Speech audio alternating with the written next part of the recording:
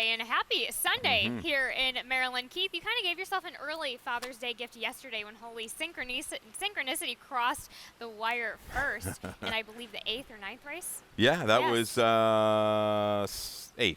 Yeah, that was a good effort. Kind of caught wide every step of the way, but a patient ride. Let things develop up front and a steady grinding run to get it done and return $13. Yeah, we were around a lot of the races yesterday. So a good little rebound as I talk about. I'm not really one about pegging a horse on top. It's about working those top 3 and 4 selections into exactas, tries, supers. We did that yesterday. Man, congrats, whoever. The 2 tickets for that early pick 5, started off with a bang with a $49 winner for Jerry Robb. Don't tell Darren. $47,000 for each ticket. That's huge. Great job. Somebody else got another early Father's Day gift there yesterday. And let's continue on with let's take a look at what we have going on here today for this Father's Day here for you. If we could, taking a look at the track. That's the backside that we're taking a look at. But everything looks pretty clear. I think we're set to have a stellar day, Keith. It's a really, really nice day out here. We've got some classic cars going on down near the paddock. We'll have them out on full display a little bit later. So if you can come down to the paddock, check out the horses, check out the cars. There's going to be a mutual clerk or 2 down here to take your wagers. So don't worry about that. We're going to take care of you from a gambling standpoint. But turf is firm, main track is fast, and it is a gorgeous day out here today at Laurel Park. As he said, the betting stands outside the paddock already. They're getting set up right for you. And we're going to kick things off here on Father's Day with this first race that does kick off the early pick 5 in this maiden claiming $30,000 from maidens 3, 4, and 5 years old. 8 furlongs on the turf, a mile on the turf. Scratch in the 3, 8, 9, 12, 14, and 16. Keith, your top selection, my top selection. We both sag for a little bit of a price and pay the squid, keeping that 8-1 morning line odd right now. I got to start covering my papers. You must have been peeking or something. I thought we had a little bit of a price shot. We did this last week, and the horse hit. Gary Cap horse. Yes, and paid a really good price, Callie. So maybe we can come back. Gotta love the name, Pay the Squid. There's got to be a story or something with this one. Let's talk about this runner for Patrick Noosh. Off a break, decent form at 2. Down at Colonial in those turf races going long. What I like is the company. The company lines are good there. You've got a horse candidate, stakes winner, graded stakes place. Another horse that's coming out there running bigger races. So keying up against winners and horses that have improved. Now we've got a horse had a little time off, projected to move up. Barn change, first time for Patrick Noosh. How about this over the last 5 years? I know this is a very small sample, Callie. 3 for 5 and 5 for 5 in the money. First after this trainer switch, off 180 days or more, going on the grass with an ROI of 384. You've got a rider in J.D. Acosta. Look for this one to get a stalking trip this afternoon, and certainly the horse to beat, the 6, Awesome Strike for Robbie Bales. A little drop, some forward works, finally catching the right kind of group, possibly be a major player. But I take a shot at a price. I'm also going to throw the 4 in there for Kieran Neutral. Interesting protect move, first time gelding up in class. There's turf there in the family. I'm not going to let that one slip away at a big price. And there we have it. Keith Usel goes 11-6-4-2 in that first race. That does start the early pick 5. And, of course, we're going to go to the early pick 4 now. Keith, you have a ticket, has your Father's Day ticket lined up today. We're supposed to hit this thing, right? Been a good dad for the most part. Yeah, I know Connor Morgan come up with some stories. There's no doubt to just bring me down, but we'll save those for another day. Another Father's Day. Yeah, 2-5 to get you started. I have courage for the team Frock there, and the my boss Gary Cap looks like maybe the predominant speed. Second off a break. Race 3 too deep again with the 4 and the 7. 2x2 Semwise Sunset. We got that video coming up for you shortly. Race 4 with the 1 and the 2. Erewhon, Camp Pendleton, maybe holds a little bit of a price. I got a reasoning why I like Camp Pendleton in race number 4. Race 5, a little spreadarama, 2, 5, 6, 9, and 10 for a $20 early pick 4 ticket. And it does start with this claiming $10,000 for the girls 3 and up, which have never won 2, going 5.5 here on the dirt. Keith, you have the number 2 on top. I have courage. Let's go ahead and take a look at I have courage back on that last run on the 29th of May over at Old Hilltop. Yeah, trouble started right off the bat here. You see coming out of the gate, didn't break really sharp, off a little bit slow, gets bumped around, and then drops inside and really kind of gets used maybe a little bit too much, Callie, early to get into contention, into a pretty good opening quarter. 23 flat is sharp at Pimlico. You see My Boss on the lead. It comes off the rail. We're going to see My Boss again today. Slipping through inside, I Have Courage to Give Chase. Wilford Desire just a little too good here, but willing to the wire. Paired up buyers of 64. Anything remotely close to that for this 4-year-old filly gets it done today. Interesting, just a little bit of a drop down. Even if she doesn't break sharp, there's a little bit of extra speed in here. I think Exclusive Rose might press that pace. A little more patience probably gets it done. And there we have it. Keith, you also have the number 5, as you mentioned, My Boss. In that race that we just saw, Gary Cap, Axel Concepcion gets the second try on this one, second off of the layoff, where we know how Gary Cap is doing on that front. We know it's very good. A high percentage, profitable angle, year in and year out. Yeah, she kind of took pressure a little sooner than I thought last time. Second off the bench, if she clears, she's going to be very, very dangerous. Maria from Miami, a little drop down off of that. Out of a much tougher race against Moco Gold. Multiple winners, Devil Pays in Gold. Back to the right condition here.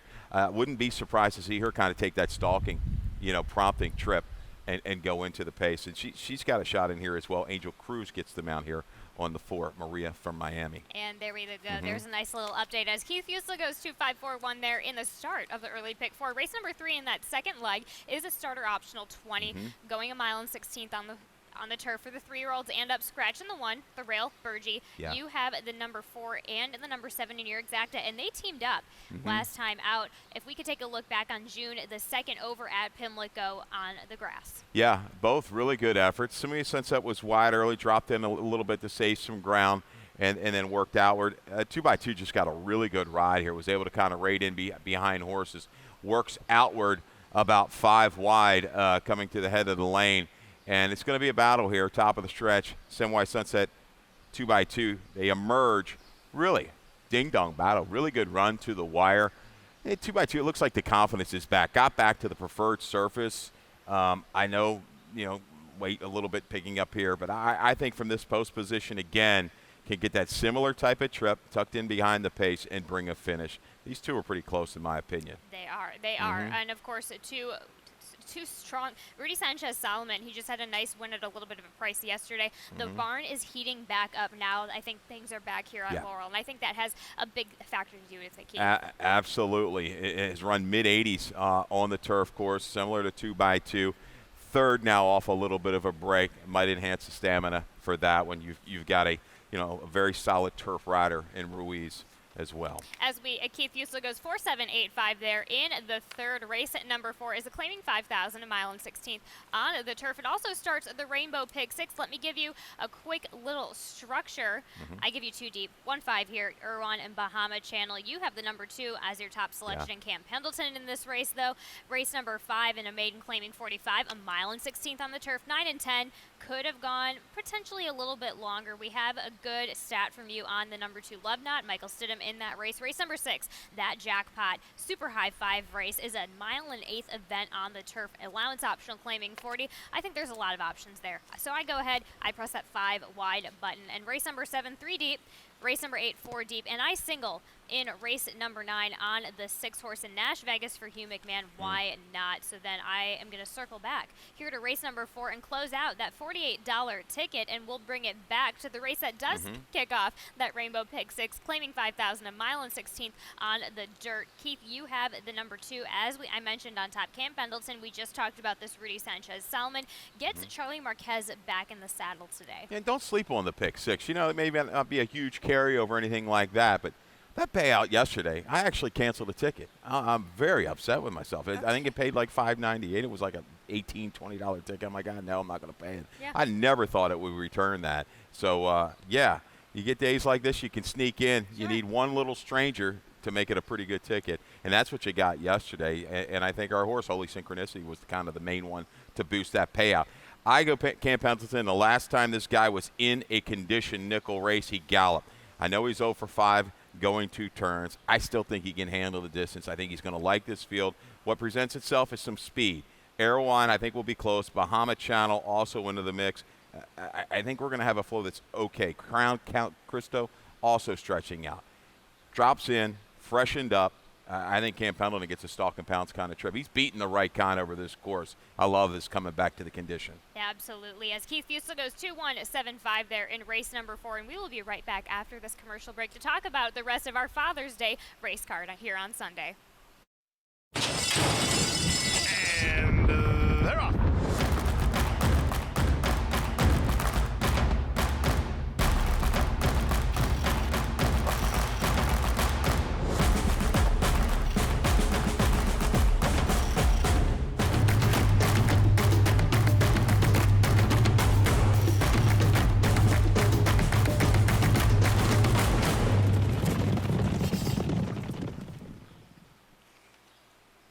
Right back into action here in race number 5. This maiden claiming 45, a mile and 16th on the dirt. Scratch the 1, Bella Paloma. Scratch the 8, Hate Blue. Those are both main track only entrants anyway. But Keith, you have the number 2. Let's go ahead and dig into Love Not for Michael Stidham. Let's take a look at that Pimlico race. We saw this one back off of the second 2023 effort. Yeah, this filly, didn't break super sharp. She got in a little trouble early, and she gets in a little bit of trouble here coming to mid-stretch right there. The 9 horse is going to drop back down a little bit, rallying between horses, coming to a little trouble late, okay? Like the way she finished. I know the number didn't come back strong, but look, he's just kind of nudging there, knowing there's a little traffic in front. Yep. Wanted to keep on going. Now stretching out. Started at a mile on the synthetic in debut, thinking, hey, distance is going to be maybe okay for this filly. Shortened her up, now back out. Stidham, the last 2 years on the turf, 6 for 31. Not a gaudy percentage. 12 for 31 in the money. Look at that ROI, 391. And I tell you, he's hit with his last 2, so maybe we can get 3 in a row. His last 2 were hit at 29-1 and 8-1. Wow. Yeah, I'll take that value shot any day of the week. Looking at the breeding, you see Sadler's Wells on the bottom side, so it's there. Let's see if we can work out a trip. We're going to have to prove definitely off of that number. Not sure the trip. I think she's got to be fairly forward with a pretty good break. Well, luckily and luckily gets the rail post now. So as long as Concepcion can get her out of there quick enough to put her in that, he needs to put her in the race and put her in that good spot. Has the capability of doing that first time out. So you also go with the number 6, Nuwanda, Mike Trombetta, Johan Rosado. Comes off of a decent effort in that 2022 closer. Yeah, Mike's been, right now, you got Barnes firing, turf runners. We talked about it yesterday. Doing quite well. This one, a little change of tactics before the break. The 2-back try was up with the pace, faded, and then they tried something a little bit different, taking a little bit further back into a slower pace and still ran into it. I look at some of the, the horses she run against. That winner, Lady Azteca, has been running some decent figs down at Gulfstream Park against a little bit better company. So I think Nuwanda, fresh, ready to go. I don't think the distance is going to be an issue here. Can rally into it. And then, of course, you have the number 9 underneath in Crone for Mark Schumann. Carlos Lopez, big improvement last time out at this distance. Thought we had a vid, but I think I might have opted not to put this video in. But Crone ran very, very well. Second time on the turf. Another route race out of mile and 8, shortening up a 16th here. Excuse me, yes. What? Yeah, but I made a mistake. Okay, but able to kind of work through some traffic and ran quite well.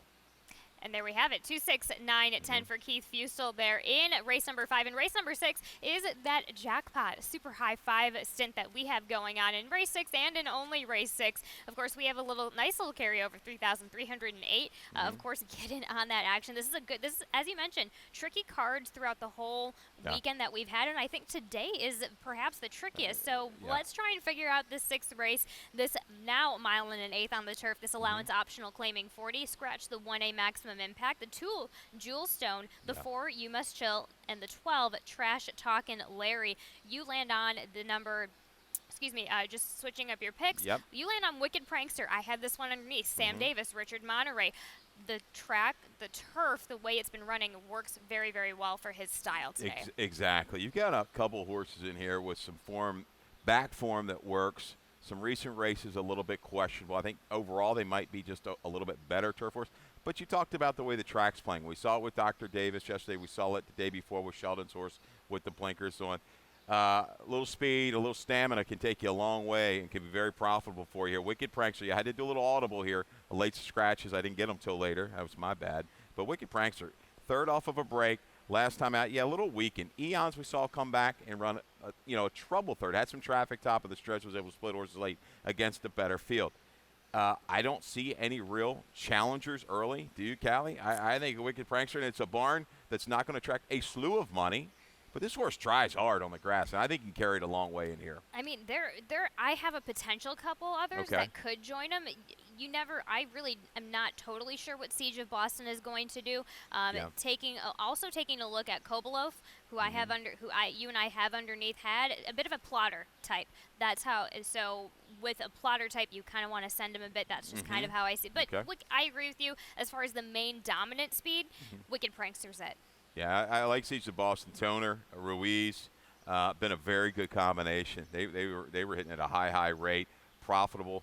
I think he's a versatile type. I don't think he necessarily needs till he comes out of a really good race. That Smoke and Tea race, I remember that at Churchill, at 2 other, and had the 12 posts. Yep. That's tough to overcome against that kind of a field. I think you're going to see this horse draft in middle pack, has enough speed to lay close enough, and if he can save ground, he's going to be, I think, a solid punch from the 3/8 pole to the wire. I think a solid bunch in general. You also have eyes on target for Mike Maker, Horacio Caramanos. Any quick words on that one? Another one coming out of salty races, Gulfstream Keeneland. We know those races are good. Has back numbers to go on to, a 94. Yeah, maybe those last 2 indicators the form has tailed off. Given a little time to regroup for a barn you have to respect. And there we go. Keith Fustel in the Jackpot Super High 5. Race goes 3-9-10-5. And in race number 7, that's a starter optional 20 going 1 mile and 16th on the dirt. Keith, you have the number 5 on top. Never changed. Yeah.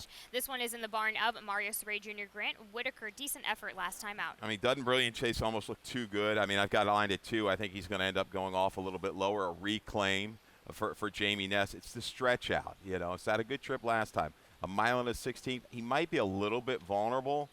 Never changed, though. I thought ran quite good against the grain of the racetrack, June the 9th, chasing that speed. Trouble early, a bobble caught wide against a lone speed in Burks.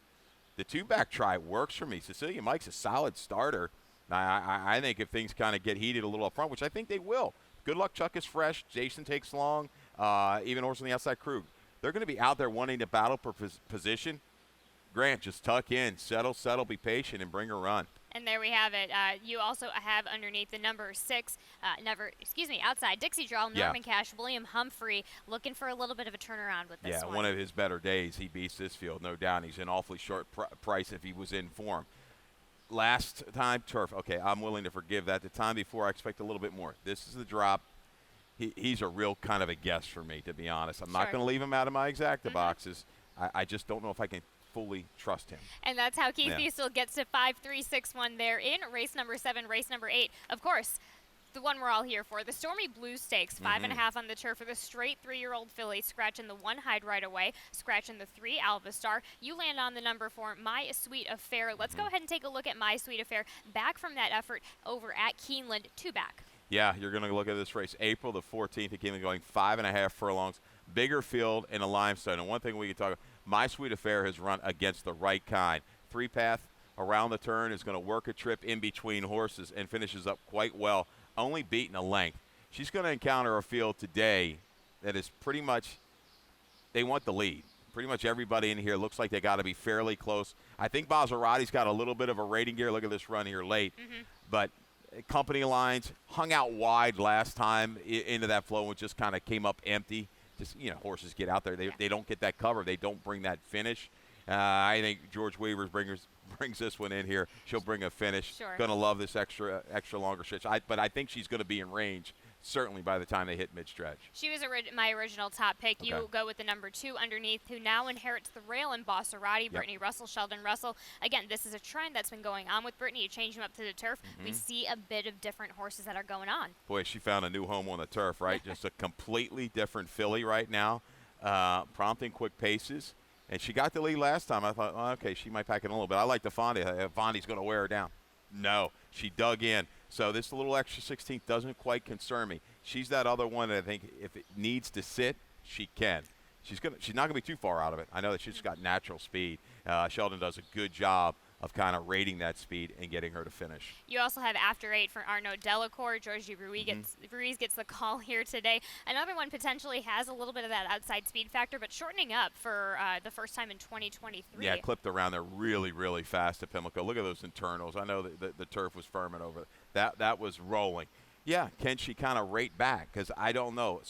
Distance speed, sprinter speeds are 2 different things. You got Caroline, Christina, who was awesome in debut for Carrie Bryan. I've been pronouncing Brianna. I was told it's Carrie Bryan, so my apologies there. But she's going to have to, sit back, I think, a little bit further and try to bring her run into it, because if she goes with some of these other ones early, I don't know if she's going to stay around. We'll see. We'll see.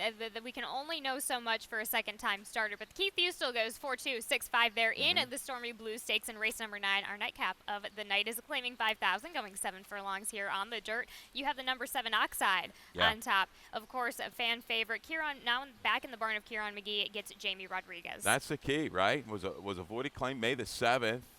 Previous train Mike back in the barn. Somehow it was a little story. This horse has good runs over this turf course. Over this dirt course. I think it's 7/8. It's perfect. Not a lot of true speed in here. Maybe Spring the Beast kind of goes. Nash Vegas, I think, will be a little bit closer as well. But just this guy might have the whole card for Oxide to kind of prompt the choice for Rodriguez. And you have underneath, as you mentioned, Nash Vegas, hard to deny. What do you make of the 7 furlongs for Nash Vegas? I don't have a problem with that. I think this horse works. He's 2 for 5 at the distance. Got a great trip last time, was able to kind of save ground and just rolled right on through to get it done. Yeah. His best race work for a barn that's going well. Stamina should be a problem. He puts the mile work into this one as well. I don't know. I don't know if he's quite got the natural speed of maybe the 1 or Oxide, but he's got to be a player in here, as does Remembering Wilbur for designated hitters and Rudy Sanchez Solomon. And there we have it. Keith Ustel 7-6-2-4 there in the nightcap. And let's head on over and delve deep a little bit more into that with our lightning round. Keith, let's talk about your best bet of the day. Comes a bit early. Race number 3 in the number 4 2x2 with Jamie Ness and Jamie Rodriguez. I think just, the horse's confidence was brought back last time out. Again, I like the post position. I like the trip. I don't think this field's going to get terribly far away from him. King's Honor, Papal Law, maybe your speed. This one just relaxed perfectly behind horses and brought a very good finish. I think anywhere close to his top turf race, he can get it done. Absolutely. And then for your value play, you have in race number 7, the number 5 Never Change for Grant Whitaker and Mario Saray. Well, we had Jamie Ness as a BB. Now we're going to try to beat him. He's going to be a solid favorite in race number 7, but Never Change. A sneaky good race against kind of a little bit of a bias last time. Comes back to the right level here. I think I've got some suspicious horses, a horse off a time that's going to force it, some other horses that want to go. Patience. I know this horse can get the distance. I'm a little bit suspect of the favorite. There's your value. Never Change. And there we have it. Let's talk. You see regulations that I have in my third, but don't worry. This is a good regulations beginning in January 2022 at the request of MTHA. 1.5% assessment. The funds go to Beyond the Wire Aftercare was enacted. What essentially happened, this is 1.5% assessment on claimed horses. So within that is mandatory rather than voluntary. So this is a program similar to one that they do at Naira Tracks, where the claiming assessment to benefit aftercare has been mandatory from the start. So it's a great proposed regulation. In the 2022, the voluntary assessment on claims raised about $105,000, and so now, based a little bit of an update, 1,616 thoroughbreds claimed in Maryland for a total of about $9.5 million, and that mandatory assessment would have generated about $142,000, or about $37,000 in additional funds. And First Racing pledged $250,000 a year for 4 years to support Beyond the Wire, and this is the last year of their contribution. However, just talking about Harper's First Ride, he is going through the Beyond the Wire. It's just a great program to support these horses, much needed horses in their aftercare. Absolutely. They give everything for us, right? Yes. And we're the beneficiary. We've got to give back and give them a good place to retire. So that's awesome to hear. We need to contribute even more, I'm sure. But, we've got a beautiful day on tap, Callie. I mean, it's awesome out here. We talked about the classic cars, come down by the paddock. We've got mutual windows set up here, so you don't have to worry about missing a bet. Yep. You're going to be taken care of as well. I think over at Santa Anita there might be a mandatory pick 6 payout today. I thought I saw that right. If I didn't, just go ahead and play a little bit later at Santa Anita if you don't mind. But we've got a good card ahead of us. I like some of these horses today. Remember, box the picks. There's some value in there. Bet a couple bucks to win in place as well. Follow Keith's picks throughout the day to maybe give yourself a little bit of a Father's Day treat. And we're going to take it to David Rodman to just keep us updated on some more changes and scratches. Have a wonderful weekend, everybody, and happy Father's Day. You got it. Good luck, everybody.